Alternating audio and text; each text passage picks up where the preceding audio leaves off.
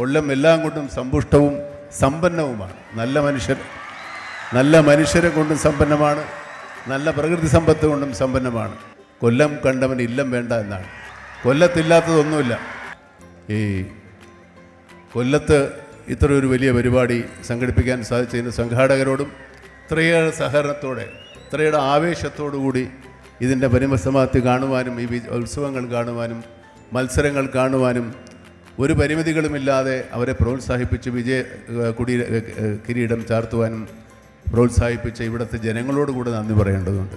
കാരണം കൊല്ലംകാർക്കല്ല ഇവിടെ സമ്മാനം കിട്ടിയിരിക്കുന്നത്, കണ്ണൂറുകാർക്കാണ്, കണ്ണൂർ സ്ക്വാഡിനാണ്. അങ്ങനെ അതുപോലെ വേണമെങ്കിൽ കൊല്ലംകാരെ എല്ലാവരെയും കൂടി അങ്ങ് പ്രോത്സാഹിപ്പിച്ച് നമ്മൾ നന്നാക്കാം. അങ്ങനെ പാടില്ല, അങ്ങനെ ചെയ്തില്ല.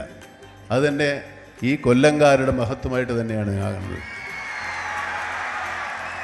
ഈ മനസ്സാണ് നമ്മുടെ കേരളം. ഇതാണ് നമ്മൾ മലയാളികൾ, ഇതാണ് നമ്മൾ കേരളീയർ.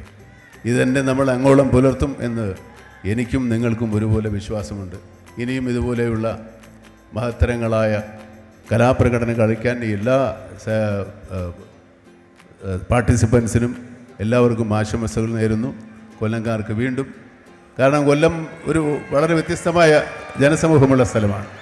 കൊല്ലത്തില്ലാത്തതൊന്നുമില്ല. ഞാൻ ഹോട്ടലിൽ ഉച്ചയ്ക്ക് ഭക്ഷണം കഴിക്കാൻ പോയപ്പോൾ ഇവിടുത്തെ മത്സ്യസമ്പത്തിനെ പറ്റി പറയുകയുണ്ടായി. ഇത്രയും നല്ല മീൻ കിട്ടുന്നത് ഞങ്ങളുടെ നാട്ടിലാണെന്നായിരുന്നു എൻ്റെ ധാരണ.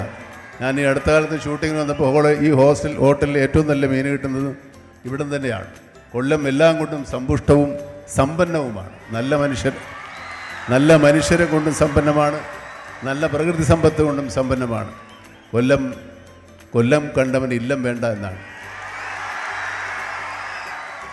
ഒരിക്കൽ കൂടി എല്ലാ നന്മകളും നേർന്നുകൊണ്ട് എല്ലാവർക്കും സന്തോഷവും സമാധാനവും ഉണ്ടാകട്ടെ. ശാന്തി.